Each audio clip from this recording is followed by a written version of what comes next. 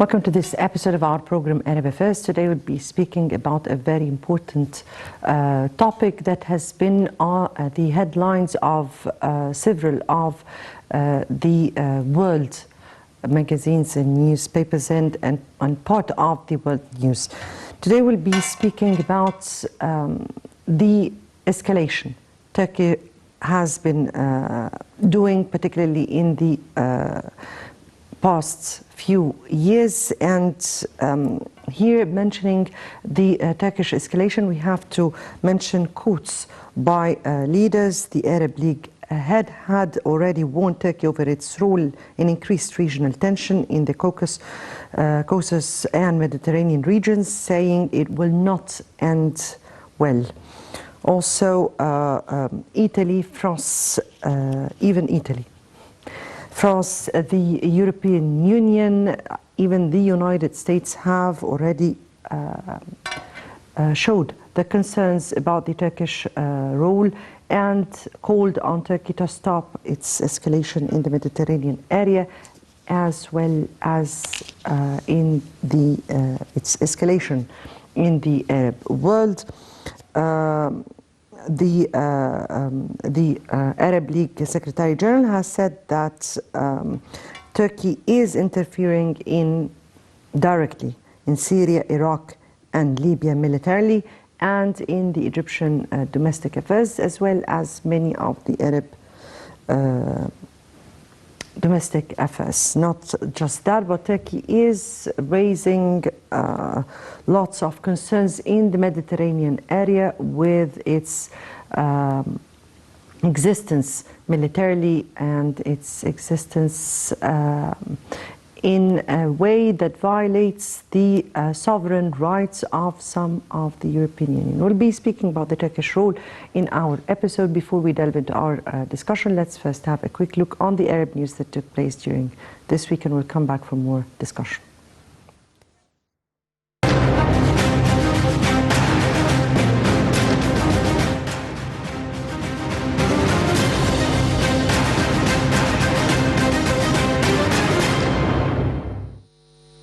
President Abdel Fattah al-Sisi met on Monday visiting Iraqi Foreign Minister Fouad Hussein. Presidential spokesman Ambassador Bassam Rodi said that during the meeting, Minister Hussein delivered a message from the Iraqi Prime Minister to the President. The message stressed the importance of boosting bilateral cooperation within the framework of the Iraqi-Jordanian-Egyptian Cooperation Agreement. Foreign Minister Sameh Shukri and the Foreign Ministers of Iraq, Jordan held talks in Cairo on Tuesday within a three-way mechanism for coordination. At a press conference following the talks, Shukri said that they discussed developing trilateral cooperation in various fields, adding that there is full agreement over the importance of stability for the three countries and the Arab region. He said that the Palestinian cause also topped the agenda of the talks and that they will all back efforts for a political settlement. Shukri said that he briefed the foreign ministers of Jordan and Iraq on the latest developments over the Renaissance Dam and that there was agreement to continue negotiations to protect the Egyptian water rights. Lebanese President Michel Aoun has postponed by a week consultations aimed at choosing a prime minister to form a new government. Aoun had been due to hold the consultations on Thursday and was expected to assess whether former Prime Minister Saad al-Hariri would rally support for a majority of parliamentarians to try to form a new government. The Lebanese presidency said that Aoun was delaying the planned consultations on nominating a new premier until October 22nd, citing difficulties emerging among parliamentary blocs. Lebanon and Israel launched talks over the disputed sea border in a brief meeting, which the lead Lebanese negotiator described as the first step on a 1,000-mile journey. The talks were mediated by the United States, which has pushed for years for negotiations to resolve the dispute and brokered deals last month for the two Gulf Arab states to establish full ties with Israel. Both Lebanon and Israel had played down expectations for Tuesday's meeting, which was held outdoors under blue canvas covers near the two countries' land border. A hard-won prisoner exchange between the Yemeni government and the Houthi rebels got underway on Thursday with the departure of the first plane loads of released combatants. The warring sides in Yemen's long conflict are exchanged 1,081 prisoners over 2 days under a deal struck in Switzerland last month, the largest number since the conflict erupted in 2014. UN Yemeni envoy Martin Griffith, who attended last month's talks in Switzerland, hailed the successful start of the operation.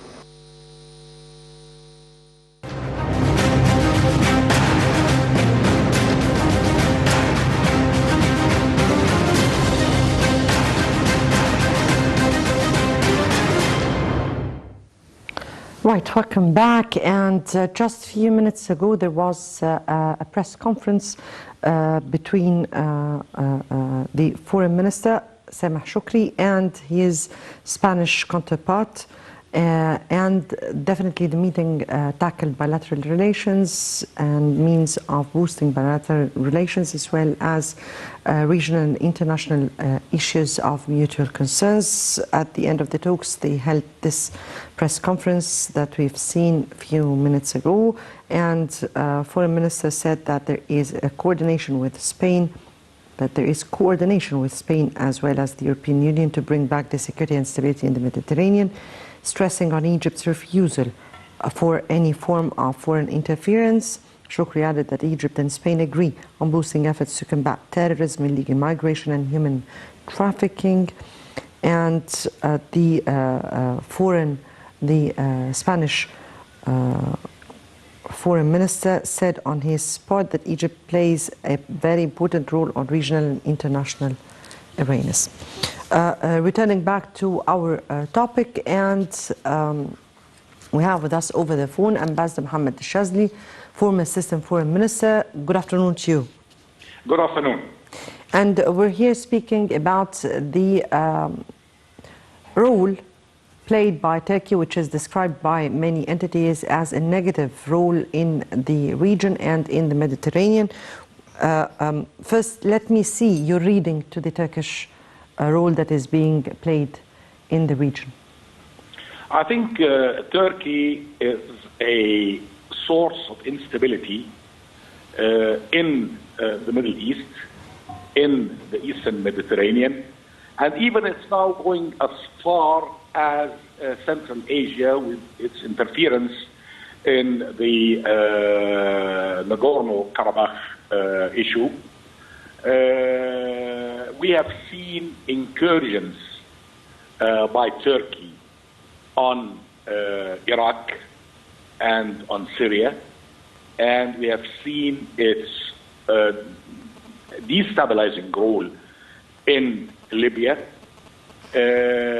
You have been mentioned now the press conference between the Egyptian foreign minister and his Spanish counterpart, and they were speaking about security in the Mediterranean basin and in the Middle East, and they spoke specifically of human trafficking, of illegal migration, and of terrorism. If you see these three aspects, you see Turkey's involvement in, first of all, migration. The reason for migration is instability in Libya, and the people are escaping from the conflagration there.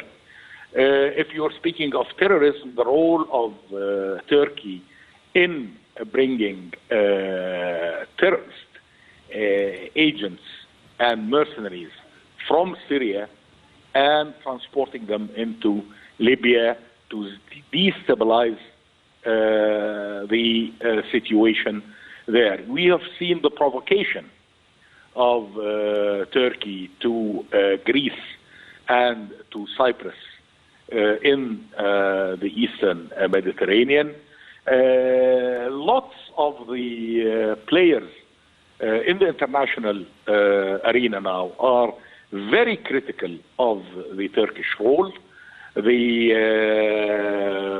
European Union, NATO, and the individual countries of Europe are starting to be very critical of the negative role that Turkey is playing in the region. If we are speaking here about the Turkish role, then we have to divide or to speak about the different axes the Turkish role is playing in the Mediterranean and in the Arab world. We have to speak about its interference in the Arab domestic affairs, directly or indirectly, directly through its military existence in some of the Arab countries, indirectly through its severe interference in the political scene in some of the countries. We have also to speak about terrorism.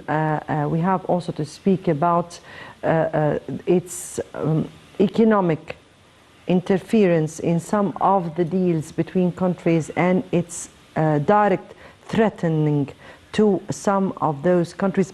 From your point of view, if we speak about the Turkish role in violating the sovereignty of some of the Arab countries and the response of the international community towards this violation?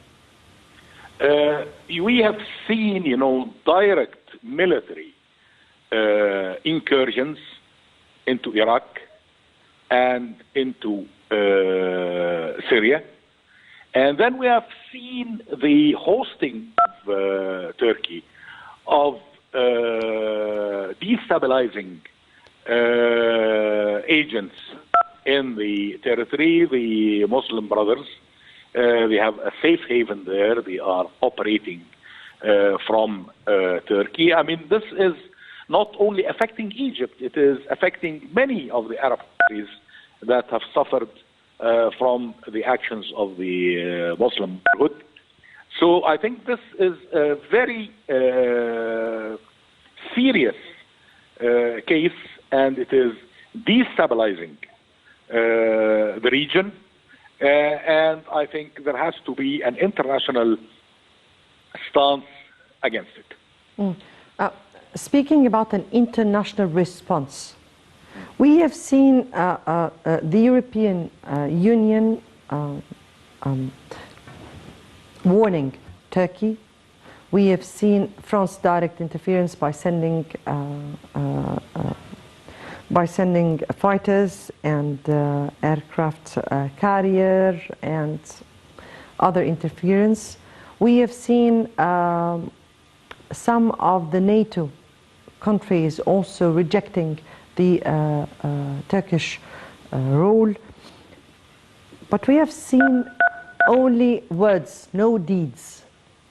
What should be expected of the international community, particularly the international bodies, which has its own sound and will? I think, Turkey, by its actions, it stands against all the protocols of international law, harboring terror, transporting terrorist factions from Syria to Libya, hosting and giving a safe haven for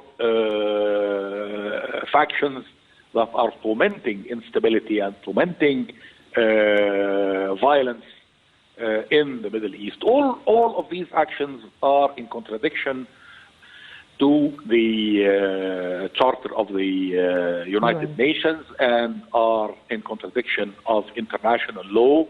And I think Turkey has reached a stage where sanctions should be applied, economic and political sanctions. There should be United Nations Security Council resolutions to put these actions to an end. Let me here ask you, sir.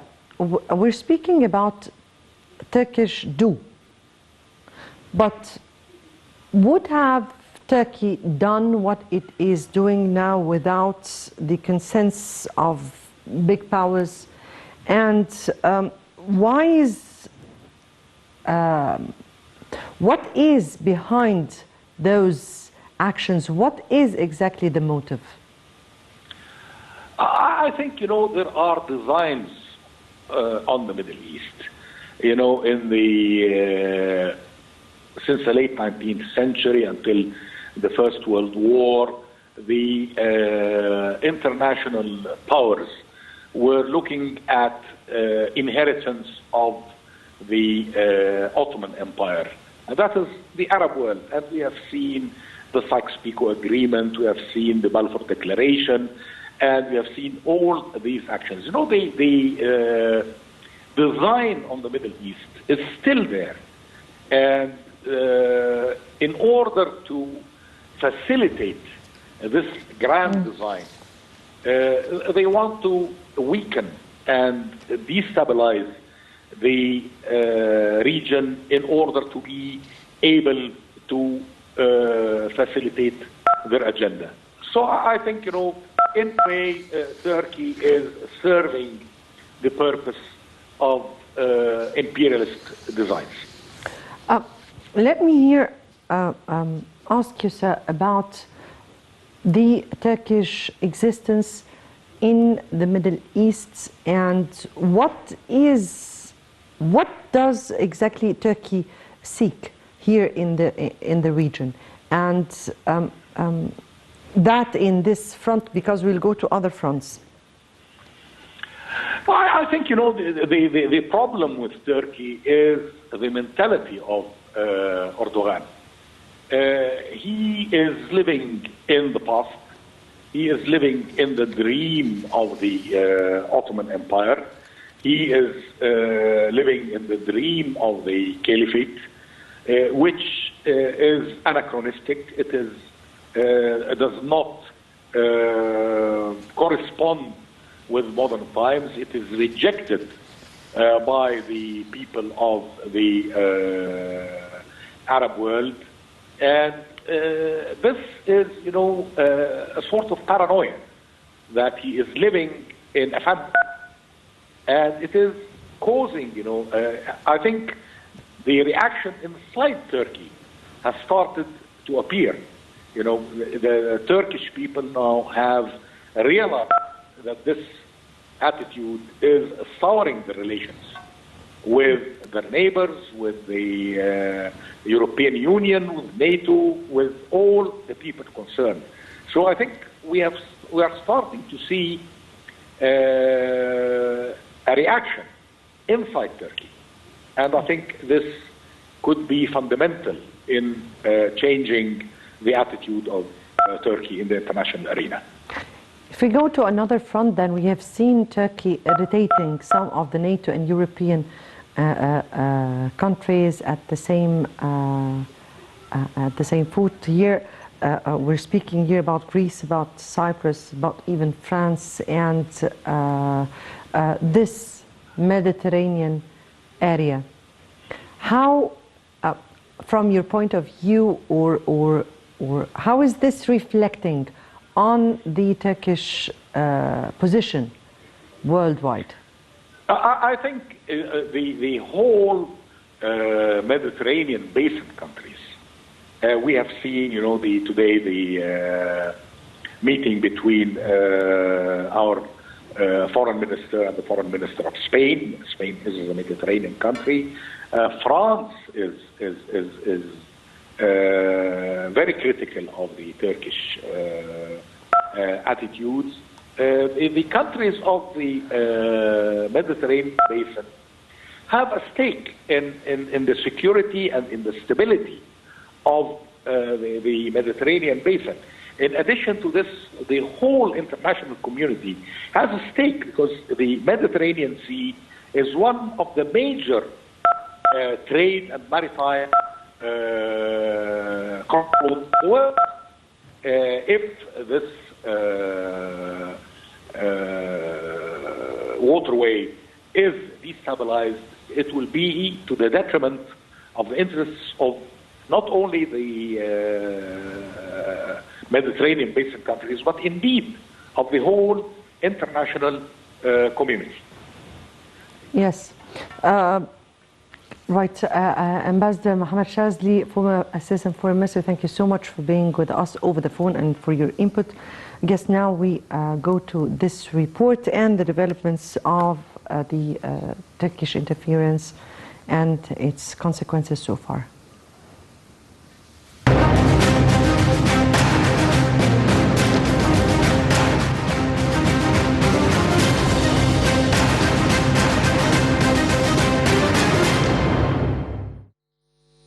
Turkey is once again facing the threat of sanctions as calls grow within the EU to impose punitive measures against it. The return of the Turkish research ship Orkrais to disputed waters in the eastern Mediterranean has revived tensions between Greece and Ankara, and the decision by the North Cyprus Prime Minister Tatar to reopen the island's occupied ghost town of Varusha has also angered officials in Nicosia. President Recep Tayyip Erdogan has repeatedly ignored calls from the EU to desist and had instead been increasingly aggressive in the region. Turkish research ship of Center of Drilling Raouf with Greece set to return to Mediterranean. The EU warns Turkey of quick sanctions if dialogue over Eastern Mediterranean drilling fails. But this has meant that voices calling for sanctions against Turkey in Brussels have increased. French MEP said there are no more member states left that don't consider the issue of Turkey a serious one. He added that Turkey is making military maneuvers in the eastern Mediterranean, in Libya, in Syria, and in Karabakh. Insisting about what are they waiting for in order to give a strong signal to Turkey, he strongly advised the European Council to call for immediate actions. Earlier this month, the EU threatened to slap sanctions on Turkey if it failed to stop what the bloc described as illegal drilling and energy exploration activities in the eastern Mediterranean. Turkey's latest move has also outraged Berlin and even resulted in the German foreign minister cancelling his scheduled trip to Ankara on Wednesday. The German foreign minister called the direct talks on the EU Council agenda. On Tuesday, Turkey's two key Western allies, the United States and Germany, urged it to put back a ship it has returned to waters contested with Greece, with Washington denouncing the calculated provocation. The Turkish Navy said Sunday that the exploration vessel was heading back to energy-rich eastern Mediterranean waters between the Greek island of Crete and Cyprus, weeks after it left amid an agreement for talks.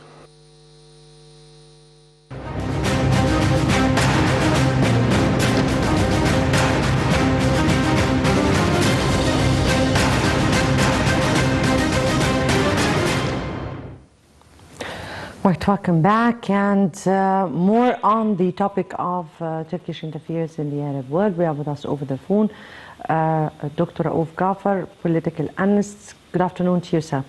Good afternoon to you, my dear. Thank you so much. And we're speaking here about the Turkish rule, and let me know from you, how do you view, or how did you read the Egyptian reaction towards the Turkish escalation in the Arab region, and where would you think the Turkish actions are leading to? I think that the Turks have a crazy leader. This is my humble opinion. He has a sick mind. He dreams of reviving the Ottoman Empire and of becoming the emperor of this empire, which is completely sick. I mean, as soon as I think it is. So, I mean, they have been meddling with Syria, with Iraq, with Libya. They have influence in Tunisia.